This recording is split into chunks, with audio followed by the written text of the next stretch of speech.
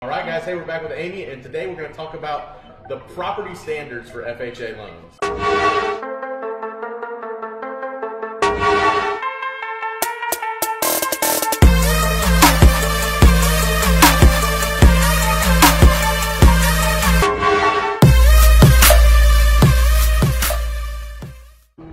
So for an example, if you're going to sell your house and you're going to list the FHA as a consideration, just make sure that the top standards are covered, which is if there's any peeling paint and your house was built prior to 1976, you're going to want to scrape and paint those chipping paint on the outside of your house. Not only your house, but your garage.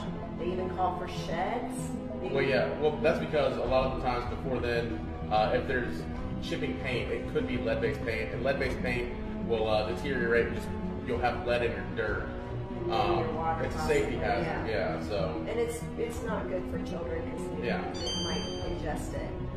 The other property standard that we find is very common is a handrail at 3 steps or more. Yep. So simply, if you have 2 steps, but there's a 3rd step to get down to the main level, just put a handrail up real quick. That way you don't have any issues. Drip leg on a water heater is a safety issue, so the pressure valve needs to be installed. And really, those are very expensive. No, very inexpensive to install. It's just PVC, so it's super easy. Right. So, the roof has to have 2 years of life left on it. All the mechanics have to be in working order, things like that. There has to be a GF plug, GFI plug in the 6 feet kitchen. of any water source. So that's the bathroom, any type of water source within 6 feet, there has to be GFI. But again, that's pretty easy stuff. Right. Well and septic have to be 50 feet apart, and the well and leach have to be 100 feet. There are some exceptions to that rule. We typically don't require a well and septic inspection.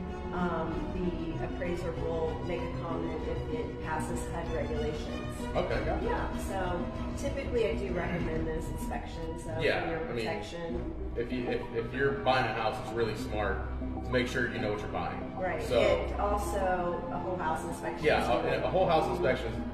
Whole house, well, septic if it's there, termites. You got to make sure you know what you're buying.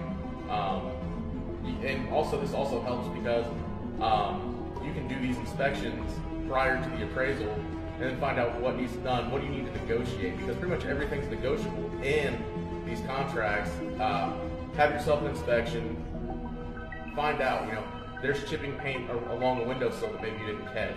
Maybe there's a GFI outlet that needs installed prior to the appraisal. That way you don't have to have another appraisal. Well, re-inspection fee, which costs, $125 to $150 depending on the lender. So we're just trying to keep you from having to pay those extra fees. So knowing your property standards, and when I do a pre-approval, I give a list to my buyers and to their selling agent just to kind of have something.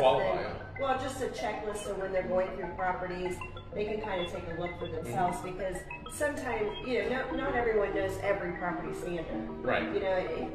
Only the appraiser. So sometimes you just really have to make sure you're watching for these top, conditions to make sure the house passes.